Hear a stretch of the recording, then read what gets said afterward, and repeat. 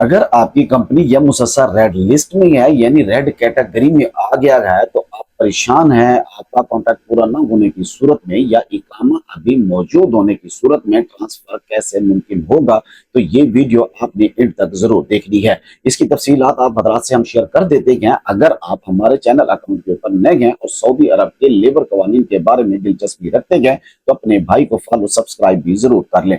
دیکھیں پیارے پردیسی بھائیوں، سعودی لیبر لا کے مطابق جب کوئی کمپنی ریڈ زمرے میں چلی جاتی ہے تو وہ اپنی قانونی جو اس کی حیثیت ہوتے ہے وہ کھو دیتی ہے۔ ایسی صورت میں آپ کو کفالہ کروانے کے لیے موجودہ کفیل کی جو اجازت ہے یا اس سے جو کانٹریکٹ ہے وہ ختم کروانے کی ضرورت نہیں رہتی۔ سعودی لیبر لا کا آرٹیکل 81 آپ کو یہ حق دیتا ہے کہ اگر کمپنی اپنے قانونی جو ذمہ داریاں ہیں وہ پوری نہ کر رہے، جیسے یہ ریڈ لسٹ میں ہونا یا اقامہ رینیو نہ کرنا، تو آپ بغیر کسی جرمانے کے اپنا کانٹریکٹ ختم کر کے دوسری جگہ کے اوپر کفالہ کروا سکتے ہیں۔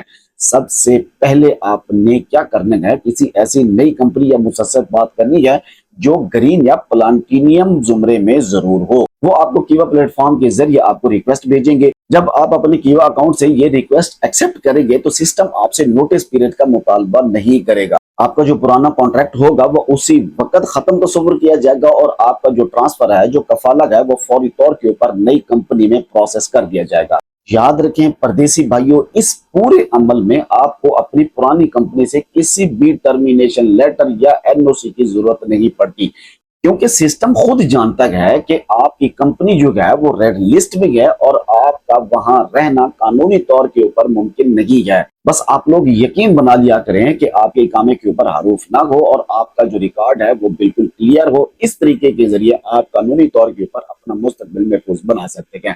امید ہے یہ معلومات تمام پردیسی بھائیوں کی کام آئے گی۔ اس ویڈیو کو جتنا ہو سکے اپنے دوستوں کے ساتھ شیئر کریں۔ دعا کرتے ہیں اللہ تبارک و تعالیٰ تمام پردیسی بھائیوں کو اپنی حفظ و امان میں رکھے۔ مجھے دیجیے اجازت، اللہ حافظ۔